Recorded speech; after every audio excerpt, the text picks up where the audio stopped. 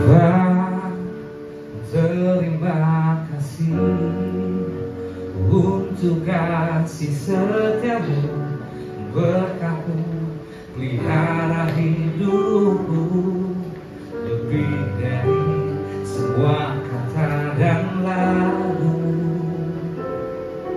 Ku angkat hatiku menyembahmu, terlalu ajaib kasih-Mu bagiku, jawaban hidupku lebih dari yang kuharapkan. Terlalu ajaib kasih-Mu bagiku, selalu terbukti di dalam kesesakan, menolongku yang setia.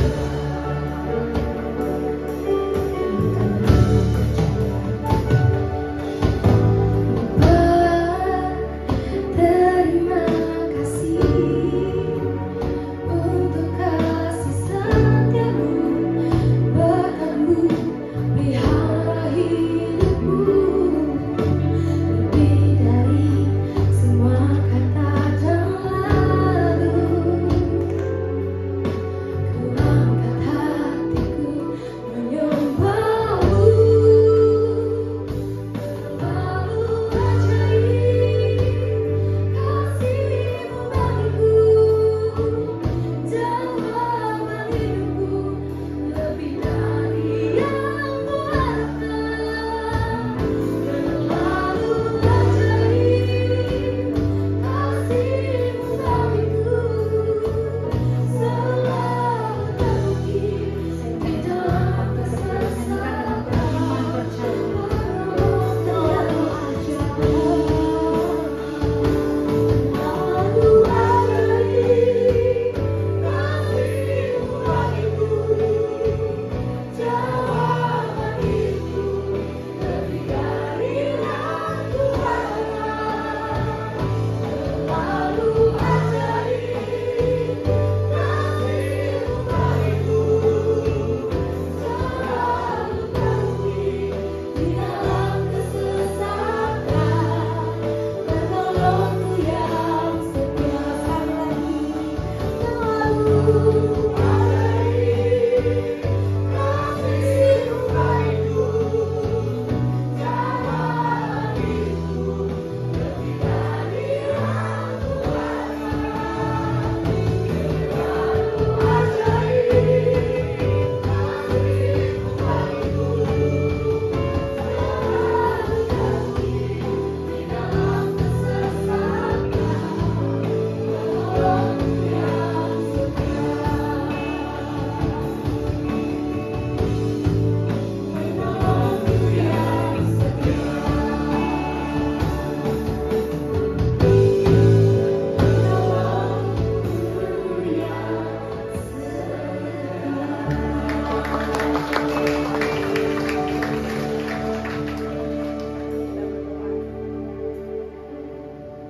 Ajaib sungguh pemeliharaan dan penyertaan-Mu dalam hidup kami, Tuhan.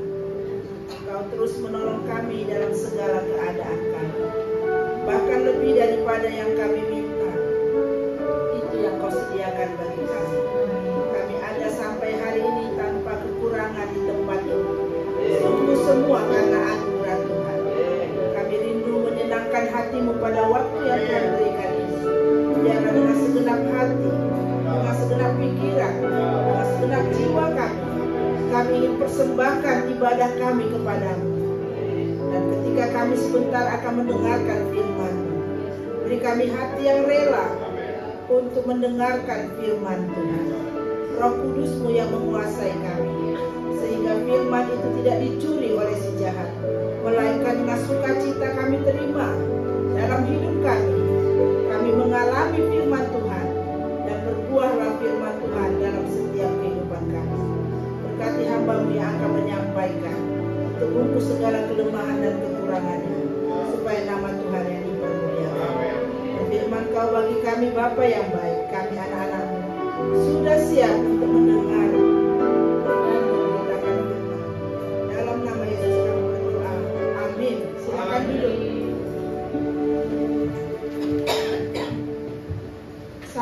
Puji Tuhan. Ada sukacita?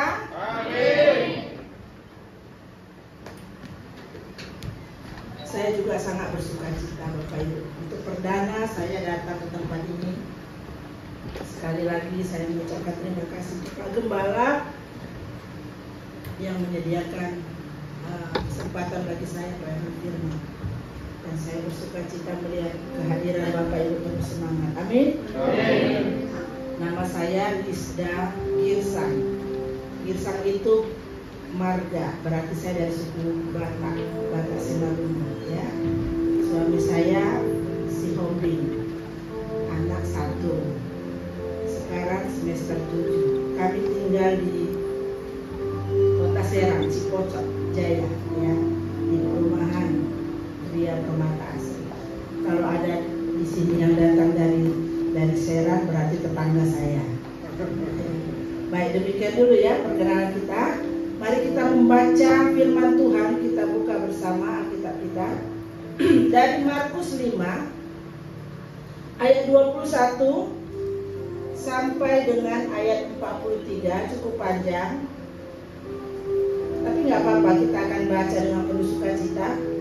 Jemaat Tuhan, kita akan baca bersaut-sautan. Saya baca ayat 21, jemaat ayat 22.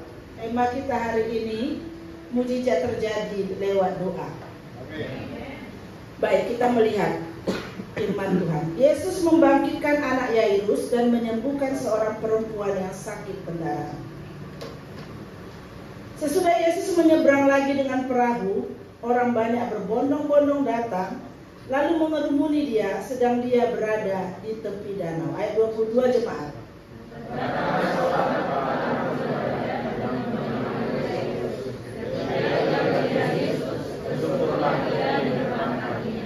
Dan memohon dengan sangat kepadanya, anakku perempuan sedang sakit, hampir mati.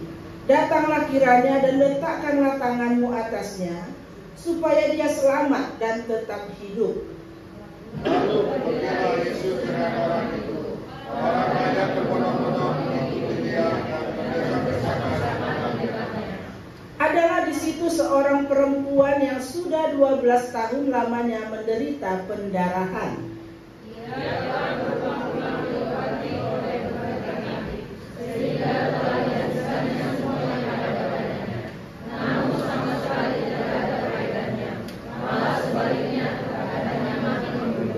Dia sudah mendengar berita-berita tentang Yesus, maka di tengah-tengah orang banyak itu dia mendekati Yesus dari belakang dan menjamah jubahnya.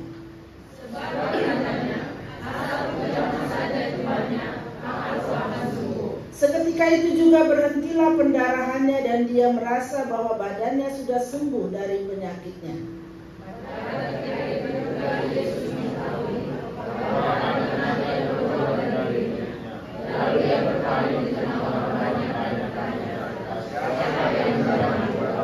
Murid-muridnya menjawab, engkau melihat bagaimana orang-orang ini berdesak-desakan dekatmu, dan engkau bertanya, siapa yang menjamah aku?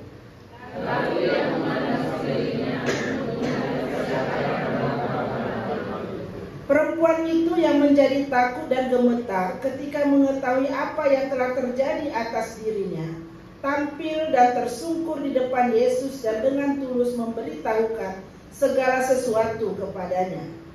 Maka katanya kepada perempuan itu, hai anakku, imanmu telah menyelamatkan engkau. Pergilah dengan selamat dan sembuhlah dari penyakitmu. Ketika Yesus masih berbicara, datanglah orang dari keluarga kepala rumah ibadat itu dan berkata, anakmu sudah mati.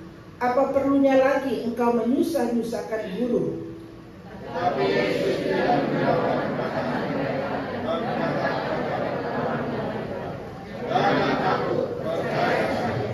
Lalu Yesus tidak memperbolehkan seorang pun ikut serta, kecuali Petrus, Yakobus, dan Yohanes saudara Yakobus. Mereka tinggal di rumah para ibadat, dan di sana dilihatnya orang ribut menangis dan berkata dengan suaranya. Sesudah dia masuk, dia berkata kepada orang-orang itu, mengapa kamu ribut dan menangis? Anak ini tidak mati, tetapi tidur.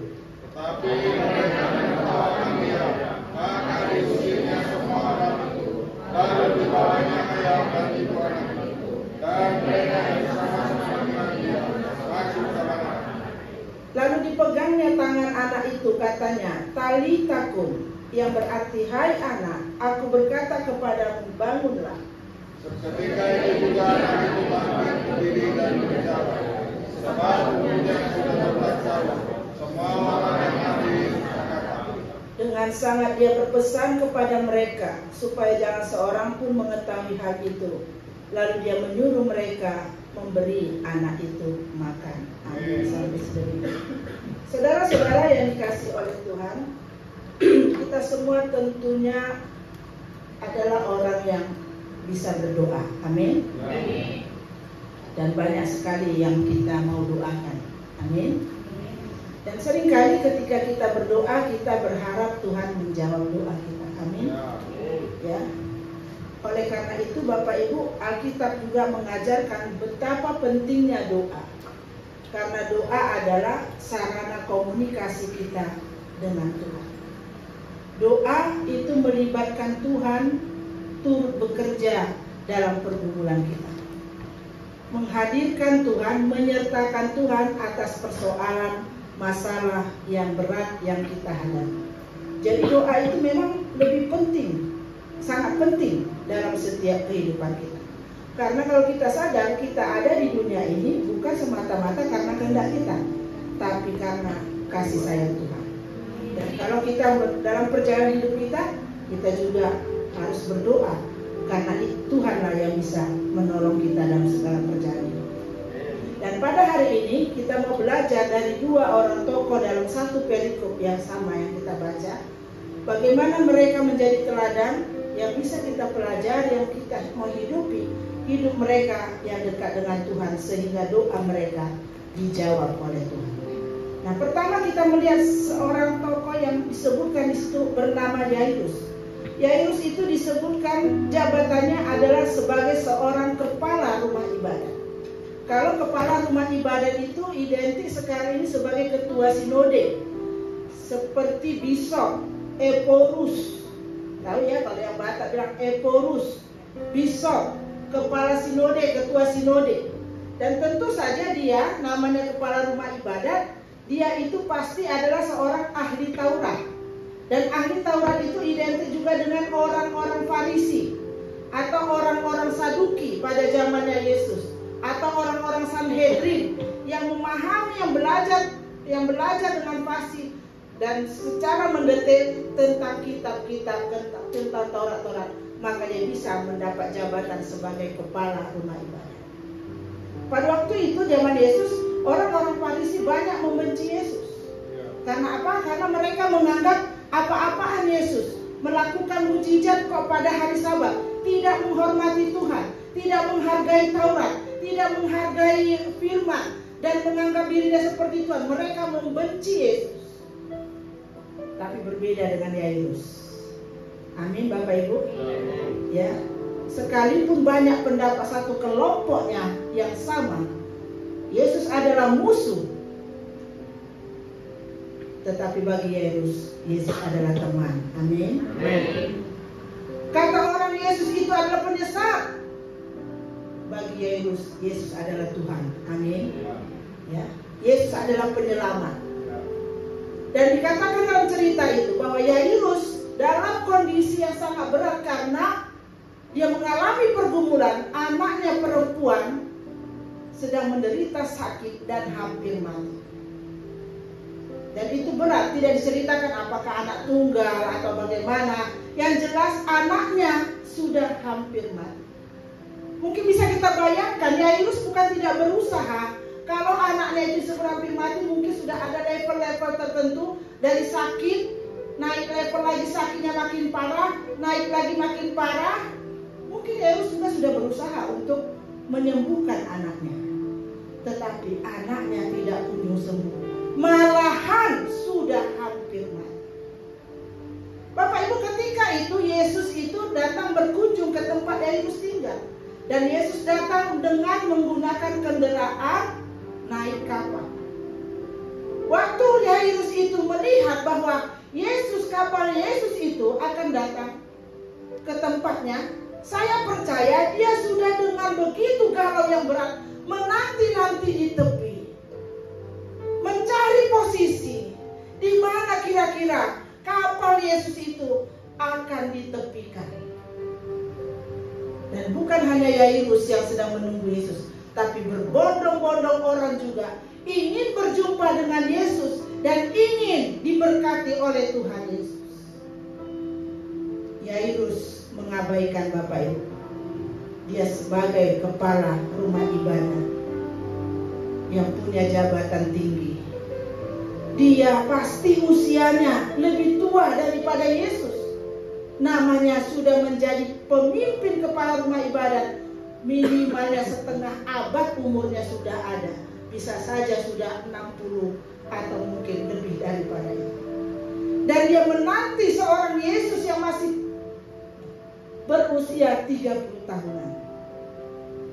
Dan tanpa ragu, tanpa gengsi, dia tersungkur di kaki Yesus, baru saja menepi kapal yang dikendarai oleh Yesus.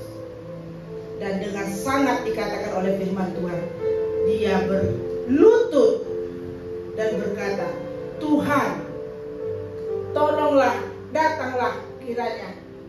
Anak perempuanku sakit, hampir mati. Datanglah kiranya dan letakkanlah tanganmu atasnya, supaya dia selamat dan tetap hidup. Doa yang penuh kerendahan hati, doa yang penuh dengan penyerahan diri. Angkat tangan, sebab sudah tidak ada lagi yang bisa menolong aku kecuali Engkau. Doanya bukan lip service supaya indah kedengaran oleh jemaatnya. Mungkin ada di situ jemaat namanya kepala rumah ibadah. Tapi doa yang dengan segenap hatinya, melepaskan semua baju-baju keagamaannya, baju-baju kemegahannya, yang mana orang-orang Farisi pasti akan mencibir. Dia melepaskan semua lambang-lambang itu. Dia perlu di hadapan Tuhan. Tuhan melihat kepada kebutuhan. Amin Bapak Ibu. Ya. Nah, kita melihat dalam Mazmur 147, firman Tuhan berkata, Tuhan senang kepada orang yang takut akan Dia, kepada orang yang berharap akan kasih setia. Tuhan berkata kepada Yairus, aku akan datang ke rumahmu. Karena permohonan Yairus dengan sikap hatinya itu berharga di hadapan Tuhan, sehingga Tuhan memberi apresiasi. Yairus, aku akan datang ke rumah. Bapak Ibu, kalau kata firman Tuhan tadi dalam Mazmur 147, Tuhan senang kepada orang yang takut akan Dia, artinya Tuhan sangat mengapresiasi ketika kita berdoa, ketika kita datang kepada Tuhan, ketika dalam hidup kita memiliki hati yang hormat kepada Tuhan dan menaruh pengharapan kita hanya kepada belas kasih Tuhan. Amin. Tapi kalau kita terus mengandalkan diri kita, mengandalkan apa yang kita punya, mengandalkan kekuatan kita, Bapak Ibu, Tuhan pasti tidak akan senang. Maka orang yang mendapat apresiasi Tuhan adalah seperti Yairus ini. Dia memiliki hati yang hormat kepada Tuhan. Dia abaikan segala dirinya untuk menghormati Tuhan. Dia tertunduk, dia hanya tahu Tuhanlah satu-satunya penolongku. Tuhan yang lebih berkuasa daripada segala kemampuanku. Tuhan kasih apresiasi, aku mau datang ke rumahmu. Bapak Ibu, tetapi ketika belum saja Yesus bersama Yairus datang ke rumah Yairus, Bapak Ibu, orang banyak sudah semakin banyak, seperti arus yang air yang deras itu berbondong-bondong mendekati Yesus. Dan tokoh yang kedua yang kita mau belajar di sini adalah, terdapat pula di antara rombongan orang banyak itu seorang perempuan yang mengalami penyakit pendarahan selama 12 tahun. Tapi keadaannya belum mau mati. Anak Yairus dikatakan jelas mau mati. Ya. Dan dia datang, Bapak Ibu. Dia adalah seorang yang Sudah berulang-ulang katanya berobat ke berbagai bagi tabib sehingga dihabiskannya semua yang ada padanya. Namun sama sekali tidak ada faedahnya, malah keadaannya semakin buruk. Nah, di antara rombongan orang yang datang mendekat Yesus selain Yairus itu Bapak Ibu, terdapat seorang perempuan yang mengalami pendarahan 12 tahun dan dia pun ingin menerima belas kasihan Yesus. Dan dia berkata Bapak Ibu, asal ku jamah saja jubah Yesus ini, aku pasti akan sembuh. Dan dia berjuang. Dia tidak hanya ngomong, tapi dia berjuang Bapak Ibu, untuk bisa meraih. Bayangkan hanya menyenggol saja pun dia percaya Bapak Ibu. Bukan menjamah seperti memegang baju dengan hormat, tetapi nyenggol aja dia percaya, hanya nyenggol aja apa yang dipakai oleh Yesus jubahnya. Dia beriman, pasti yang 12 tahun pendarahannya aku akan sembuh. Dia juga dapat apresiasi Bapak Ibu. Kenapa? Karena dia sudah angkat tangan kepada Tuhan. Ternyata uangnya tidak bisa menjadi andalan. Amin. Hartanya tidak bisa menjadi andalan untuk kesembuhannya. Amin. Dan juga relasinya punya dokter-dokter dari spesialis demi spesialis tidak bisa juga diandalkan. Amin. Ke tempat-tempat mana yang terbaik. Mungkin juga dia sudah mampu berobat sampai ke luar negeri, mencari dokter-dokter yang terbaik Bapak Ibu. Nggak bisa juga diandalkan. Amin. Andalanku hanya Kau Tuhan. 12 tahun aku berusaha. Banyak uangku sudah habis, hartaku sudah habis, tapi keadaanku semakin memburuk. Bapak Ibu, saya juga pelayanan sebagai penyuluh agama Kristen di pemerintahan. Kami punya tugas juga ke rumah-rumah sakit, mendoakan pasien-pasien Kristen yang dirawat di beberapa rumah sakit di Kota Serang. Pernah satu kali ada seorang ibu. Waktu itu ketika dia datang mula-mula, dia dalam kondisi lemas karena hemoglobinnya rendah. Dia membutuhkan transfusi darah. Tetapi setelah dirawat, dia belum menerima transfusi darah, malahan disuruh cuci darah. Kondisinya bukan makin baik, tetapi kondisinya makin buruk. Keluarga, uang, dan waktu sudah banyak diberikan, tetapi tidak memberikan jawaban kondisi lebih baik. Pasti juga ada pengalaman-pengalaman mirip seperti itu di tempat-tempat lain. Saya teringat dengan perempuan pendarahan ini. Bukan tidak berusaha untuk sembuh, bukan pergi ke tempat-tempat yang salah kepada tabib, dia zaman itu tabib, tetapi tidak juga sembuh. Karena apa Bapak Ibu? Tuhan mau sampai dia angkat tangan kepada Tuhan, baru Tuhan turun tangan. Amin.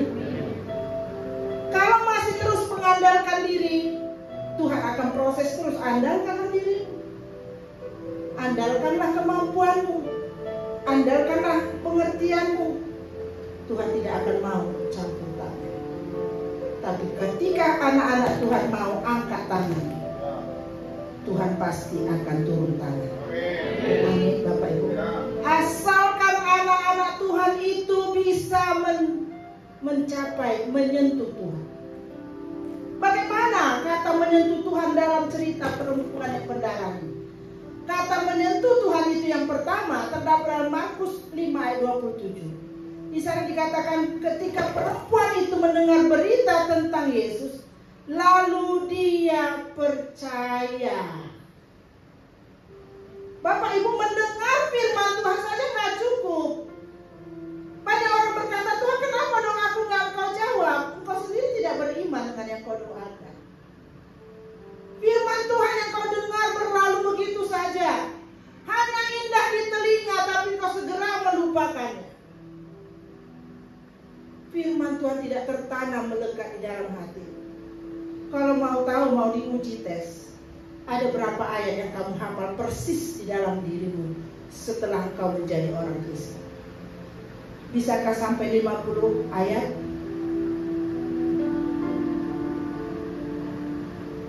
40 ayat, turun lagi. Enggak ada juga. 35 ayat, enggak ada juga. Satu ayat saja, Bu. Pada mulanya Allah menciptakan langit dan bumi. Di sini lebih 100 ayat ya, Pak. Gembala tersenyum aja. Bapak Ibu, dia ingat apa yang dikatakan orang, dan dia ingin mengalami apa yang dia dengar itu. Jadi nggak hanya dengar firman Tuhan, tapi nggak kepengen mengalami firman itu. Kamu hanya berlelah-lelah saja. Amin. Amin. Capek-capek doang. Berapa kali naik angkot ke gereja? Berapa biaya tol? Biaya bensin? Pulang dari gereja lunch di mana? Tapi nggak ingat firman Tuhan di dalam hati dan kehidupan. Sia-sia bagai zombie rohani. Bapak Ibu yang dikasihi oleh Tuhan, perempuan itu menyentuh Tuhan dengan satu, yang pertama dia mendengar firman itu dan percaya kepada firman itu dan ingin mengalami apa yang dia dengar. Amin Bapak Ibu. Amin Bapak Ibu. Jadi kalau orang bersaksi diberkati, harus ada keinginan kita juga diberkati. Amin. Jangan bilang ya udah buat dia aja, aku gini-gini aja, tapi tetap mengeluh itu nggak mau mengalami Bapak Ibu. Iya sih, enak banget kesaksiannya, diberkati, punya keuntungan besar, anaknya baik, suaminya sayang dia, istrinya juga baik dan sebagainya. Tapi dia diam aja, nggak mau berubah. Dia nggak mengalami Bapak Ibu. Tidak mengalami. Lagunya tetap, aku masih seperti yang dulu. Nggak ada perubahan. Perempuan ini, dia percaya dan dia mau mengalami apa yang dia dengar. Yang kedua, dia menyentuh Tuhan dengan dia berkata, aku harus menjamah jubah Yesus. Nyenggol aja, aku percaya. Cuma nyenggol Bapak Ibu, nyenggol, bukan berpelukan. Nyenggol. Imannya begitu kuat. Dan dia berusaha sampai seperti apapun tantangan yang ada itu, dia tetap gigih asal dia bisa jamah sedikit saja tangannya. Ibarat kata begitu, sambulus dong kalau bahasa Batak. Maaf ya Pak, suku Batak ada juga di sini Pak. Jadi siapa banyak ya Pak? Sambulus saja. Dia percaya dan betul Bapak Ibu. Seketika itu juga pendarahan yang 12 tahun itu berhenti dan dia mengalami sembuh.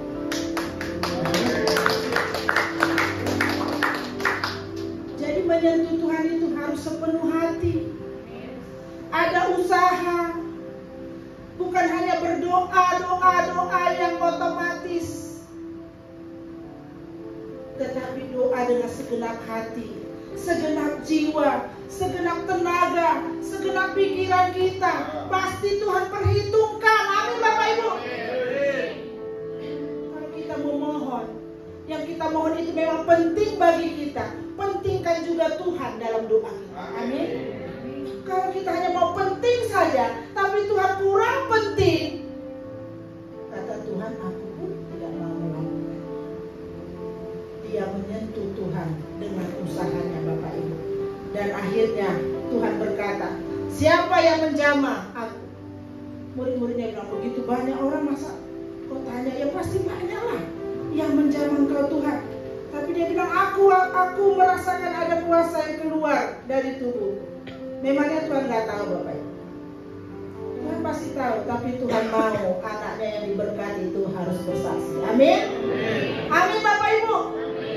Banyak anak-anak Tuhan nggak ada begitu susah, mengeluh, udah diberkati nggak mau bersaksi. Di sini nggak ada, baik semua di sini.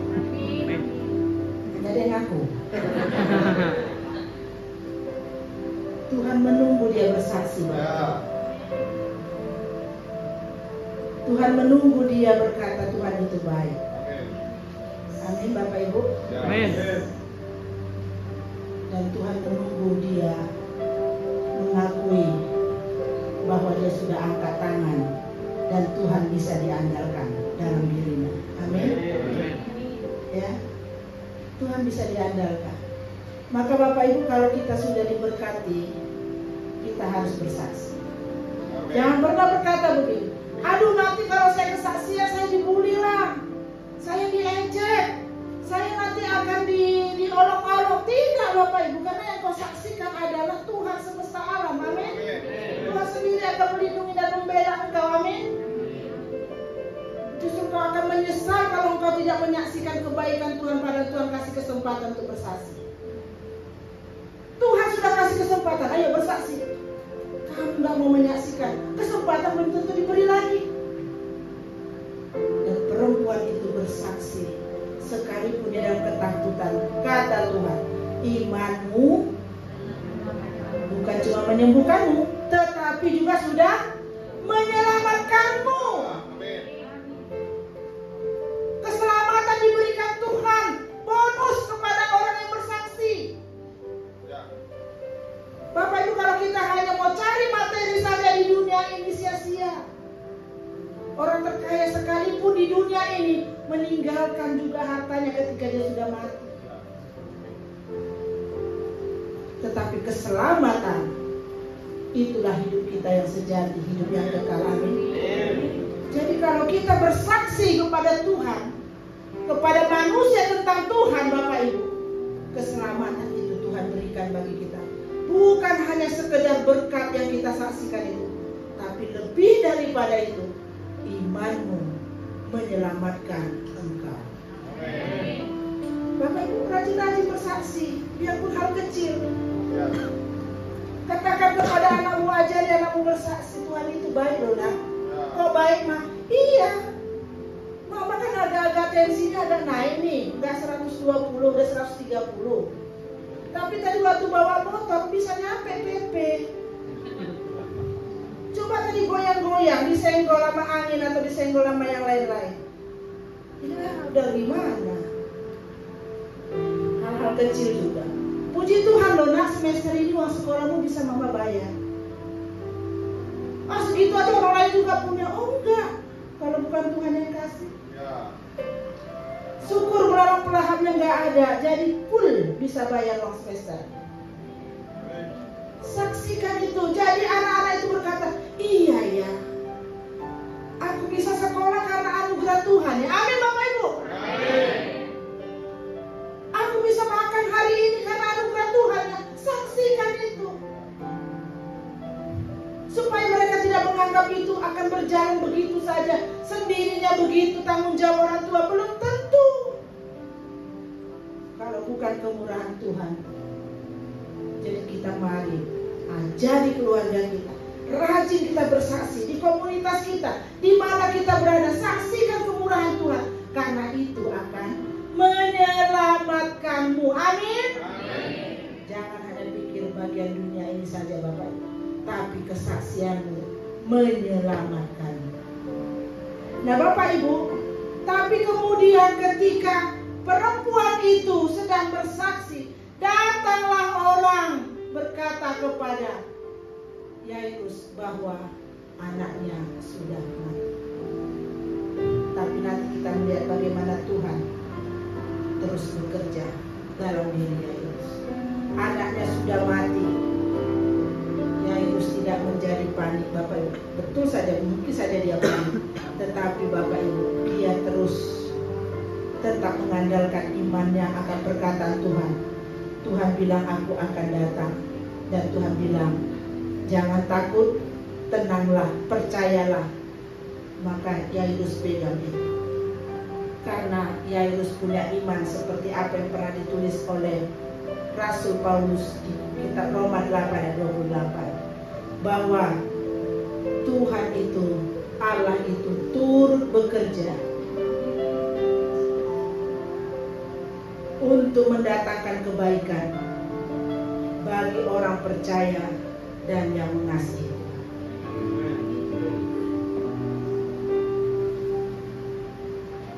Bapak Ibu, ada beberapa hal yang kita lihat bagaimana Tuhan menjawab doa Yairus dan juga perempuan. Yang pertama kita melihat ketika Yairus dan juga perempuan itu dalam pergumulan yang besar, mereka mencari Tuhan. Mereka gigih ingin dekat dengan Tuhan. Amin. Bukan malah meninggalkan Tuhan. Ada banyak orang ketika masalah datang, Bapak Ibu, memang ketika beban yang beban berat datang, iman kita juga kadang-kadang jadi berat. Kita bisa berkata, Tuhan, kenapa kau biarkan aku mengalami masalah ini? Di mana engkau Tuhan ketika aku mengalami masalah? Dapatkah engkau kuandalkan Tuhan? Sepertinya engkau membiarkanku saja di tengah masalah.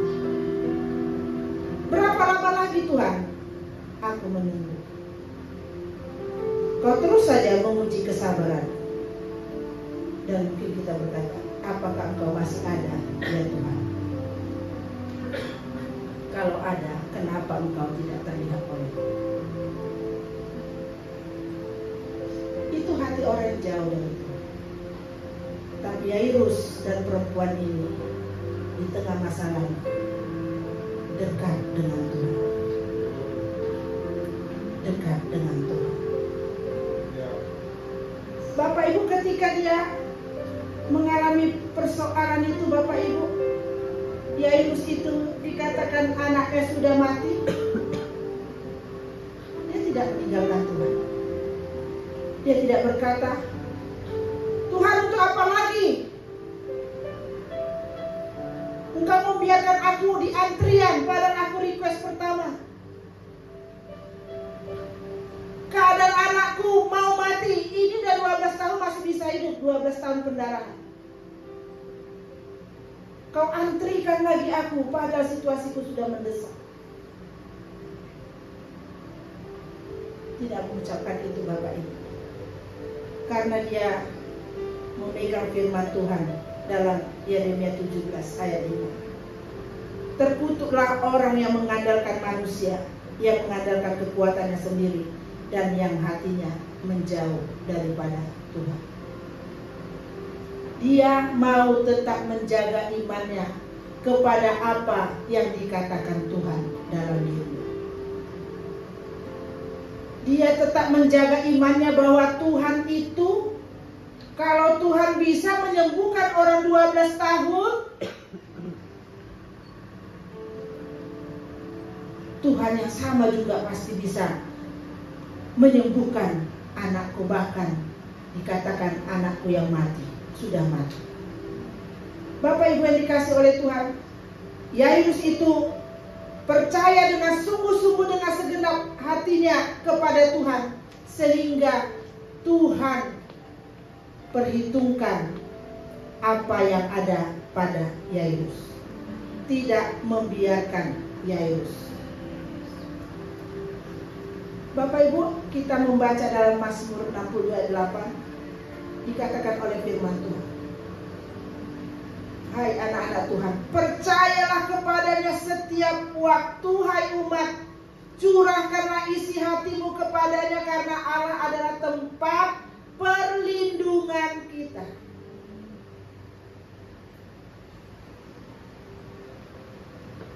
Bapak Ibu bisa nggak membayangkan bagaimana Yairus itu pada waktu dikatakan anaknya mati,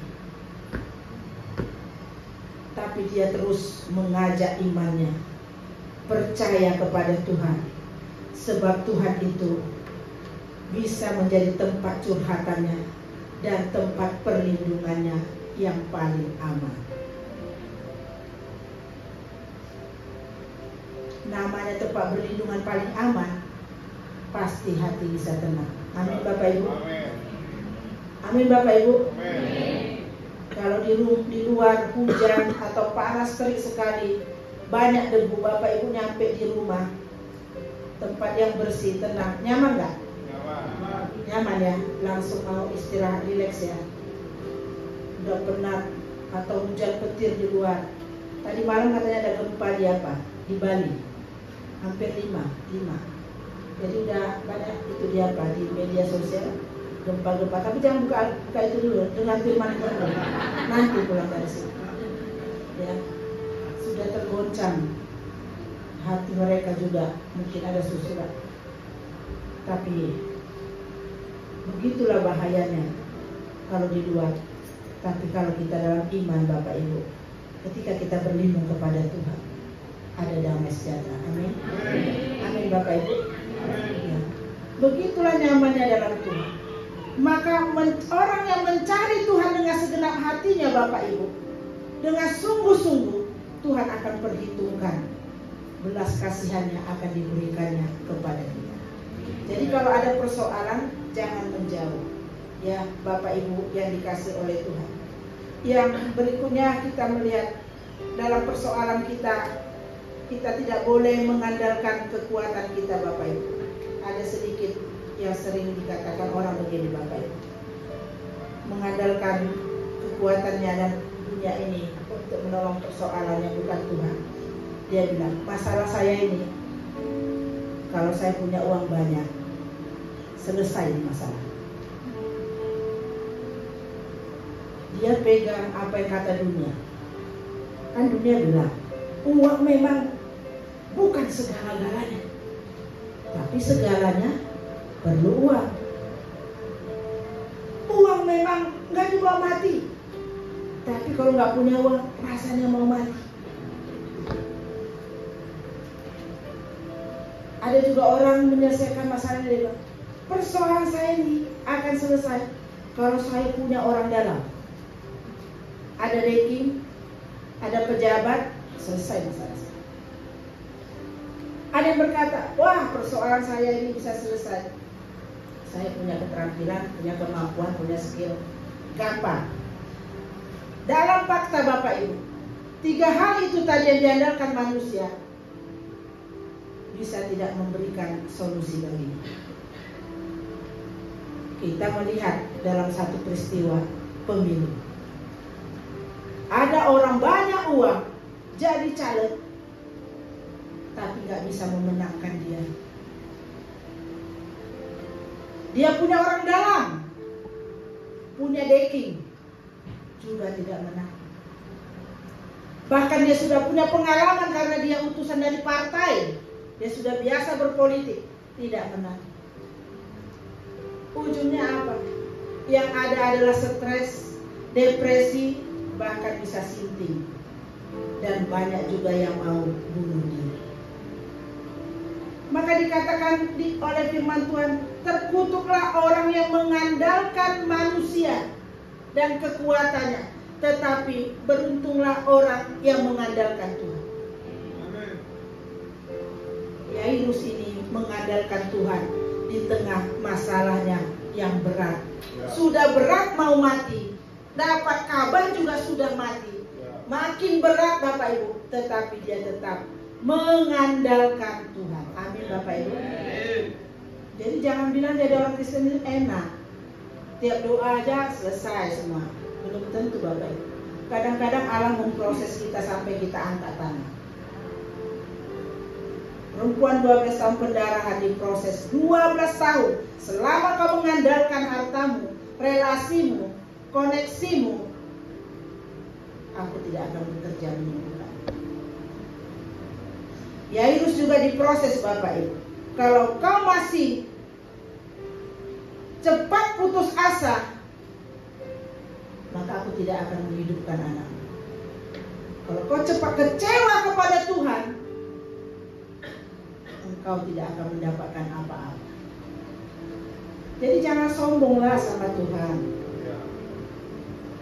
Bentar-bentar kecewa, dikit-dikit ngambek, dikit-dikit malas beribadah, Dikit-dikit lupa Tuhan.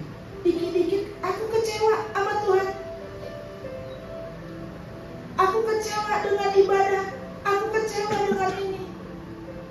Yang gak dapat apa-apa Bapak Ibu. Tetap kamu hanya bayi-bayi rohani.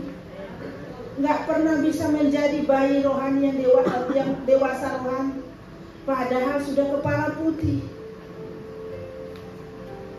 Bapak Ibu cari Tuhan dengan segenap hati. Amin. Amin. Karena Tuhan peduli orang yang mencari dengan segenap hati. Yang kedua Bapak Ibu, ini yang mereka lakukan.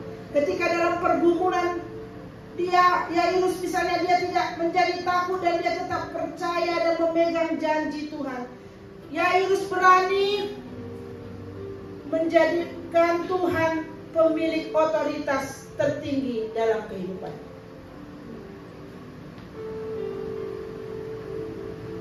Waktu orang datang kepadanya, Yairus, anakmu sudah mati Yairus, kata keluarga. Bukan bilang, Yairus anakmu sudah mati, jangan ini lagi lah, ngaku dulu. Enggak, Yairus anakmu sudah mati Yairus. Hancur gak hati Yairus? Tersobek Bapak Ibu. Nungatos Hosana sudah mati. Kalau dia tarik nafas, itu enggak?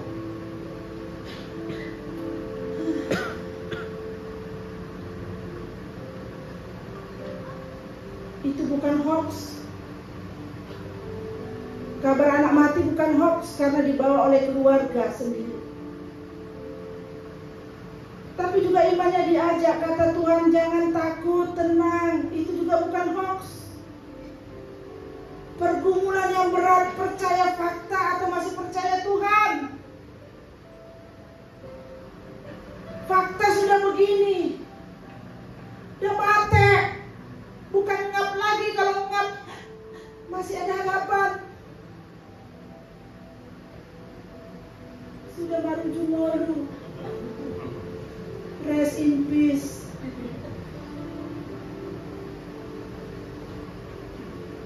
Pulang, karena bapak kan pulang ke rumah bersama Yesus dan Robo. Udah dekat rumah, dengar musik duka cita Bapak Ibu, makin pilu. Suara keluarga yang menangis itu makin volumenya kencang. Anakmu sudah mati. Atau berkata, bapakmu sudah datang, Butet. Itu bapakmu, Butet, sudah datang. Kan anak perempuan Butet lah kalau orang itu. Nangis, tambah pilu, tambah diaduk-aduk nggak imannya? Diaduk-aduk nggak? Nggak mungkin nggak ya? Yairus kan manusia. Tapi dia pegang terus. Dia tidak sedikit pun mengeluarkan perkataan yang jelek tentang Tuhan. Dia tetap percaya pada otoritasnya Tuhan, bahwa Tuhan itu bisa diandalkan. Bapak Ibu, ada saya dapat ilustrasi dari buku. Nasihatnya begini, hai telinga, jangan terlalu panas ketika engkau mendengar hal yang tidak benar tentangmu. Mulut, jangan terlalu kasar ketika kamu tidak terima dengan omongan orang lain yang tidak sesuai dengan kemauan. Hati, jangan emosi ketika kamu merasa tersudut. Tetaplah tenang, sadari bahwa setiap tindakan dan ucapan yang kamu lakukan selalu ada konsekuensi yang akan kembali kepadamu. Yairus bisa menjaga imannya dengan baik. Dia tidak terpengaruh sekalipun pastilah ada rasa itu dengan peristiwa. Imannya tidak terpengaruh dengan itu. Dia tetap berkata, otoritas Tuhan yang terjadi. Aku ini ada dalam prosesnya Tuhan. Masalahku ini ada dalam prosesnya Tuhan. Aku harus tunggu, sekalipun aku harus antri dalam waktu yang tidak dapat kutentukan. Itu iman. Tidak cepat komplain, maka Tuhan pun berbelas kasihan. Dia mengucapkan satu kata saja sudah cukup. Talitaku, hai anak, bangunlah. Lalu Tuhan bilang, kasih dia makan. Anak itu pun berjalan, makan, berjalan karena dia sudah dewasa. Memangnya kita punya waktu berapa lama di dunia ini, Bapak Ibu? Tapi kita sering membatasi Tuhan yang unlimited, yang tidak terbatas waktunya. Padahal satu patah kata saja diucapkan oleh Tuhan bisa selesai segala persoalan kita. Tapi Tuhan mau lihat apakah kita sabar, tetap menjadikan dia berotoritas dalam hidup kita. Kutuk engkau Tuhan apa yang ku imani. Amin Bapak Ibu. Amin Bapak Ibu. Makanya jaga iman, jangan diombang-ambingkan oleh arus kehidupan. Kalaupun arus kehidupan musim-musim demi musim bisa berganti, tapi imanmu harus tetap di dalam Tuhan. Itu yang ada pada Yairus.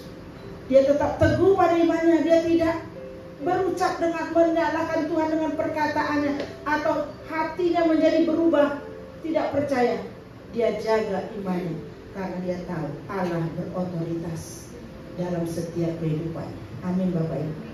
Kalau otoritas Allah yang kita izinkan terjadi, pasti hasilnya maksimal, yang terbaik, lebih daripada yang mampu kita pikirkan. Yang ketiga Bapak Ibu, mereka adalah orang yang fokus kepada janji. Ya, Yairus ini fokus kepada janji Tuhan. Dia tidak meragukan sedikit pun.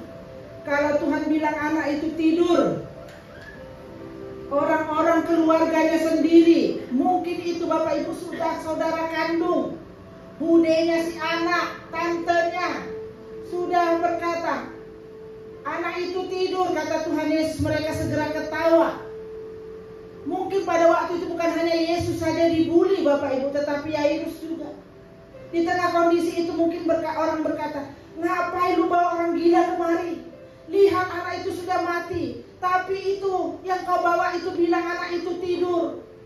Dia bisa dibully Bapak Ibu, tetapi dia tidak mau bergeser sedikit pun imannya. Dia tetap fokus kepada janji Tuhan dalam kehidupan. Amin Bapak Ibu. Amin Bapak Ibu. Berapa banyak kita yang seringkali tidak fokus kepada janji Tuhan? Jujur. Lihat fakta, berbeda di lapangan, mulailah terombang-ambing. Anak muda, cari yang seiman, nggak dapat yang cocok, ya udah yang nggak seiman pun jadi. Saya pernah pelayanan di Departemen Pertanian di lembaga. Waktu itu saya masih baru sekali selesai dari sekolah. Ada yang bilang begini, Bu, katanya, cari yang haram aja susah, apalagi cari yang halal.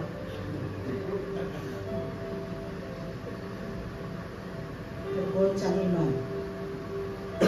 Jadi kita perlu belajar kata Pak Paus ya, Vatikan itu ya, yang Fransiskus ya.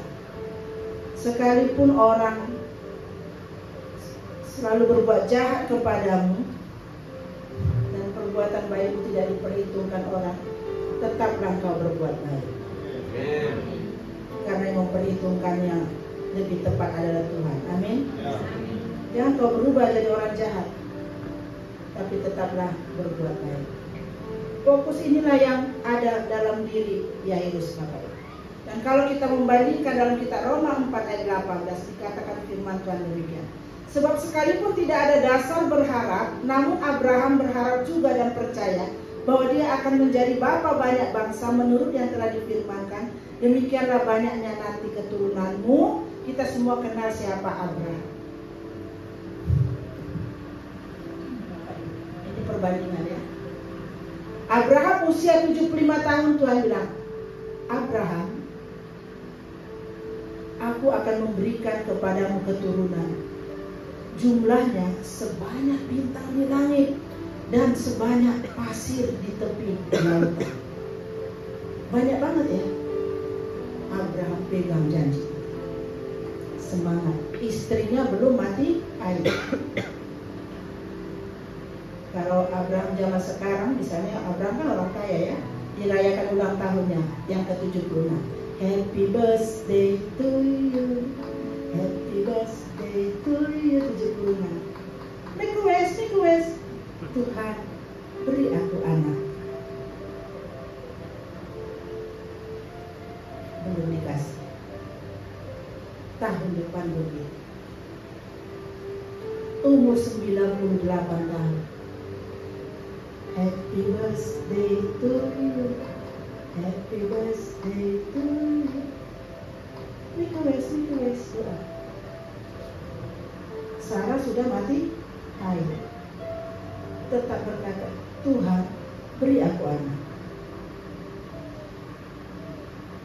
Udah opung-opung, sudah tua, nggak mungkin. 99 tahun. Happy birthday to you. Tidak ada lagi dasar untuk berharap. Tetap dia berkata, janji Tuhan pasti. Umur 100 tahun. Happy birthday to you. Tuhan kasih anak. Amin. Karena waktu miliknya Tuhan. Ya. Jangan main kotak-katik sama Tuhan. Gak cukup ilmu kita dengan ilmunya Tuhan. Amin. Amin. Apalagi sampai mengatur-ngatur Tuhan. Tunggu aku mati baru dikasih. Loh, mau umur berapa mati kan Tuhan yang tahu.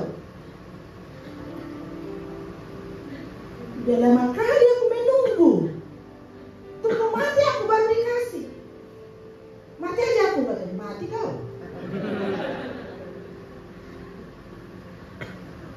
Dia sabar. Tidak ada dikatakan oleh firman Tuhan. Gak ada dasar untuk berharap. Dia tetap berharap, itulah iman, Bapak.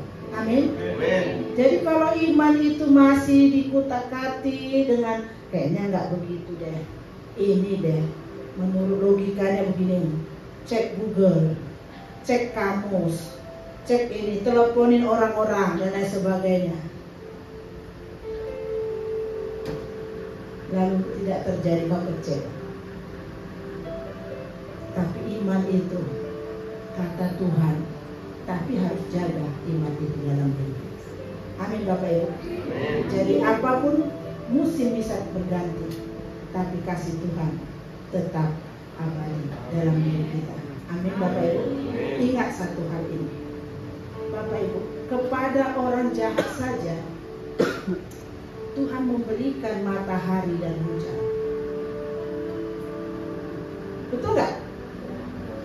Apalagi kepada anak-anakku, kata Tuhan, yang setia berdoa kepadaku. Masa akan aku tidak memberikan yang lebih baik kepadamu? Dalam Yakobus 5:16, doa orang benar sangat besar kuasa.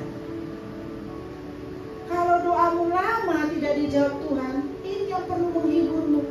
Tuhan sudah memberikan nyawanya untuk menebus aku. Itu yang paling berharga dalam hidup. Aku sudah diselamatkan oleh Tuhan. Kalaupun doaku belum terjawab dan mungkin kesabaranku sudah terbatas, sudah maksimal, tapi keselamatan itu lebih daripada apa yang kita butuhkan di dunia. Bapak Ibu, bukankah semuanya akan kita tinggalkan? Orang terkaya sekalipun di dunia ini, tidak ada yang bisa membawa hartanya ketika dia dipanggil oleh Tuhan. Tetapi Tuhan berkata, keselamatan kuberikan kepadamu, itu lebih berharga daripada apapun yang ada di dunia. Oleh karena itu, jadilah kita anak-anak yang bersekutu kepada-Nya. Kita nyanyikan, musim akan selalu berganti, satu baik saja. Dan mari kita pelihara iman setia kita. Sambil kita menyanyikan lagu, saya serahkan kepada Tuhan.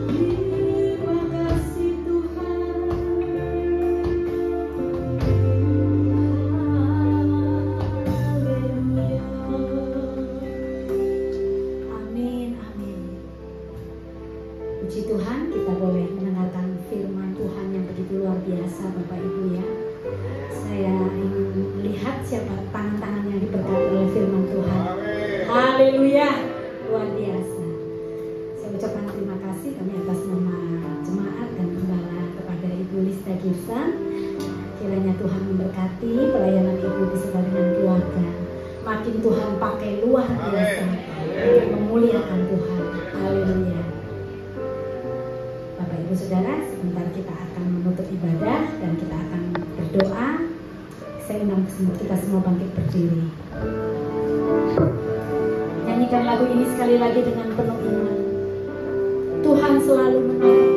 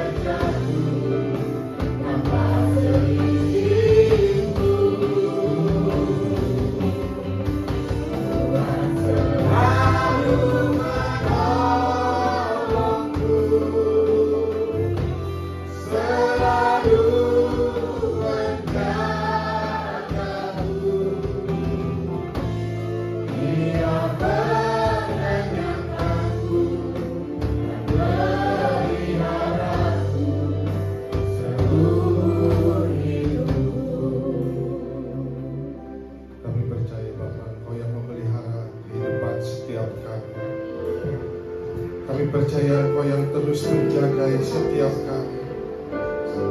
Ini kami umat-Mu Tuhan yang terus berharap kepada Engkau. Ini kami Tuhan umat-Mu yang mau mengandalkan Engkau sepenuhnya Tuhan. Kami tidak mau mengandalkan kekuatan manusia. Kami tidak mau mengandalkan hikmat manusia. Kami tidak mau mengandalkan apa yang ada pada manusia. Tapi kami mau mengandalkan Engkau seutuhnya. Karena kami percaya dan yakin Engkau Allah yang sanggup dan mampu menolong apapun yang menjadi pergumulan masalah kami, apapun yang menjadi beban hidup kami, bahkan segala sakit penyakit kami pun Tuhan, kami percaya Engkau sanggup menyembuhkannya, karena Engkau adalah tabib yang ajaib. Terima kasih Tuhan Yesus Kristus. Terima kasih untuk ibadah yang sudah terselenggara dari awal, pertengahan hingga akhir. Terima kasih Bapa untuk kebenaran firman-Mu yang menguatkan kami, yang menjadi rema bagi kami Bapa. Dan kami percaya Tuhan, firman itu Tuhan akan tinggal di dalam kami. Dan kami mau menjadi pelaku-pelaku firman-Mu Tuhan, sehingga iman kami semakin hari semakin bertumbuh. Kami akan mengalami Engkau secara pribadi Bapa. Kami akan melihat pertolongan-Mu, kami akan melihat mujizat-Mu Tuhan terjadi di dalam kehidupan kami Bapa. Terima kasih Tuhan untuk hamba-Mu Tuhan yang sudah Kau kirimkan ke tempat ini, memberkati setiap umat-Mu di tempat ini, GBW TC Cilegon Bapa. Kalau sebentar hamba-Mu akan kembali, Tuhan juga yang melindungi, Tuhan yang tibakan di rumahnya Tuhan tanpa kekurangan suatu apapun juga. Terus Tuhan pimpin, Tuhan berpakai hamba-Mu untuk memberkati setiap gereja-gereja yang ada di Banten ini Bapa. Engkau juga yang terus melindungi Tuhan keluarganya Tuhan. Pemeliharaan-Mu sempurna atas keluarga hamba-Mu ini Tuhan. Baju ini juga kami serahkan ke dalam tangan-Mu Bapa. Engkau juga yang terus memakai Tuhan baju itu untuk Tuhan semakin hari semakin diurapi, semakin hari semakin bisa memberkati gereja-gereja Bapa. Terima kasih Tuhan Yesus Kristus. Terima kasih Bapa. Terima kasih untuk kasih-Mu Tuhan. Dan kami berdoa juga Tuhan untuk seluruh Tuhan hamba-hamba-Mu yang sudah terlibat di dalam ibadah raya ini Tuhan. Biarlah Kau juga yang terus mengurapi mereka, Tuhan memberkati mereka. Bahkan semua jemaat yang siang hari ini hadir, kami percaya Tuhan mereka akan pulang dengan bersorak-sorai. Mereka akan pulang dengan sukacita karena berkat-Mu melimpah atas kehidupan mereka. Apa yang dirindukan oleh mereka Tuhan, Tuhan sendiri memberikan keberhasilan dan keberuntungan senantiasa di dalam perjalanan kehidupannya Bapa. Terima kasih Tuhan, sebentar kami akan pulang. Biarlah berkat-Mu menyertai kami dan kami siap menerima berkat yang daripada-Mu. Mari arahkan hati, angkat kedua tangan. Tuhan memberkati Engkau dan melindungi Engkau. Tuhan menyinari Engkau dengan wajahnya dan memberikan Engkau kasih karunia. Tuhan menghadapkan wajahnya kepadamu dan memberikan Engkau damai sejahtera. Sekarang pulang dan terimalah berkat yang terbaik dari Allah Bapa di surga. Kasih yang sempurna dari Tuhan Yesus Kristus, persekutuan yang indah dan manis bersama Allah Roh Kudus, dari mulai sekarang sampai kedatangan Tuhan yang kedua kalinya, bahkan sampai selama-lamanya. Di dalam dan demi nama Tuhan Yesus Kristus kita diberkati oleh Tuhan. Haleluya, sama-sama katakan amin. Selamat siang, selamat hari Minggu. Tuhan Yesus memberkati.